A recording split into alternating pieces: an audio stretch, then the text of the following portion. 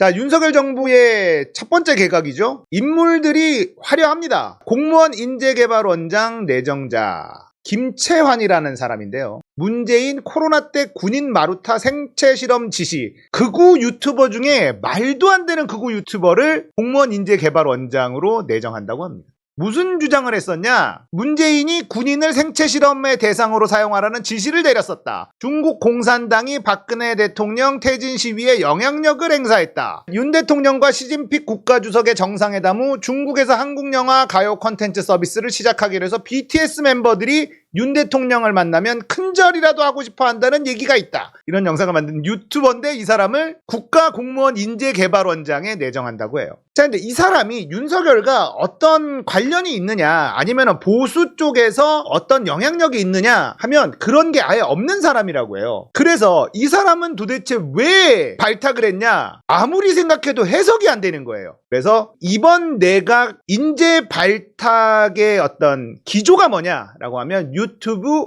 알고리즘이다. 이런 얘기가 나옵니다. 그냥 자기가 볼 때 좋았던 유튜버 한 명 뽑아다 쓴 거다. 이런 얘기가 나와요. 그러니까 보수에서도 이 사람의 영향력이 큰 것도 아니고, 뭐 아스팔트 보수도 아니고, 태극기 뭐 이런 영향력이 있었던 사람도 아니고, 그냥 말도 안 되는 유튜버를 운영했었던 사람, 그냥 그 사람이라는 거예요. 그래서 김채환이라는 사람을 도대체 왜 발탁을 했는지 해석이 안 되니까 윤석열 유튜브 알고리즘에 그냥 떠있는 사람 아니냐, 이런 얘기가 나오는 겁니다. 황당하죠. 일베스러운 사람, 극우 유튜버 그냥 발탁했다라는 얘기가 나옵니다. 자, 통일부 장관 김영호 후보자입니다. 대북 강경파. 이 사람은 북진 전쟁론자예요. 통일부는 북한과 대화하고 협상하고 통일을 위해서 무슨 일을 할 것인지 이런 걸 하는 부서고, 국방부는 북한과의 전쟁을 대비하는 부서고, 통일부가 뭔지도 모르고 대북 강경론자를 통일부 장관에 앉혔다라는 거죠. 그리고 김홍일 신임 국민권익위원장, 전현희 위원장이 있었던 국민권익위에 김홍일이라는 사람이 이제 임명이 된다라는 얘기가 있는데, 이 사람이 누구냐면요, 부산저축은행 수사 때 대검 중수부장 있었던 사람이고, 김만배 녹취록, 남욱 녹취록에 등장하는 사람이고, 이명박 BBK에 면죄부를 준 사람입니다. 이런 사람이 국민권익과 무슨 관계가 있습니까? 자, 녹취록인데 김만배가 당시 중수부장이던 김홍일 검사장에게 조영희 사건에 협조할 테니 잘 좀 봐달라는 취지로 부탁을 했다고 합니다. 그리고 2011년 8월경 중수부장이 최재경으로 바뀌었는데 최재경 중수부장에게도 같은 취지로 부탁을 했다고 했습니다. 대장동 사건에 등장하는 인간이에요. 김홍일 등 윗선을 통해서 들었다고 했었던 것 같다. 이렇게 이야기하면 조금 그렇지만 그 당시만 하더라도 김만배가 윤석열 중수이과장과 직접 이야기할 관계가 아니라고 생각했던 것 같고, 자신은 더 윗선과 대화한다고 생각했던 것 같습니다. 윤석열보다 위에 있었던 사람이라는 거죠. BBK를 그냥 아무 문제 없음으로 덮어준 사람이고, 이런 인간이 국민권익위에 간다는 거예요. 그래서 신장식 변호사는 이런 얘기를 하더라고요. 우물의 독탉이 아니냐. 국민권익위도 그렇고 통일부도 그렇고 윤석열이 생각했을 때 있으나마난 그런 부서들, 자신이 가고자 하는 방향과 전혀 도움이 안 되는 이런 부서들에 이 부서에 하는 일과 정반대되는 사람들을 갖다 꽂아놓고 이 부서를 그냥 무력화시키는 것 아니냐, 이런 얘기를 합니다. 그리고 이렇게 표현할 수 있어요. 이준석 여가부 장관 기용하는 소리다.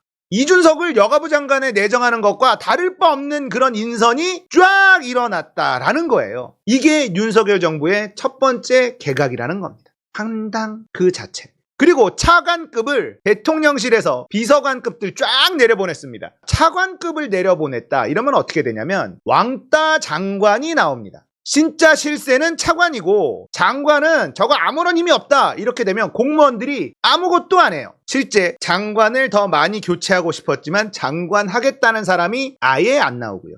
이러니까 차관을 내려보내서 국정을 장악하겠다라는 건데, 이게 정권 말이나 있는 일이에요. 공무원들이 움직이지 않아 레임덕이와 그러면 차관들을 꽂아 넣어서 실세 차관들이 그 공무원들을 움직이게 만드는, 이거 레임덕 때 하는 짓인데 벌써부터 이 일을 하고 있다는 것. 공무원들은 움직이지 않고 있고 새로운 장관할 사람은 나타나지 않고 있습니다. 그리고 차관들을 쫙 뿌려서 공무원 사회를 장악해 보려고 하는데 이거 안 먹힌다는 거예요.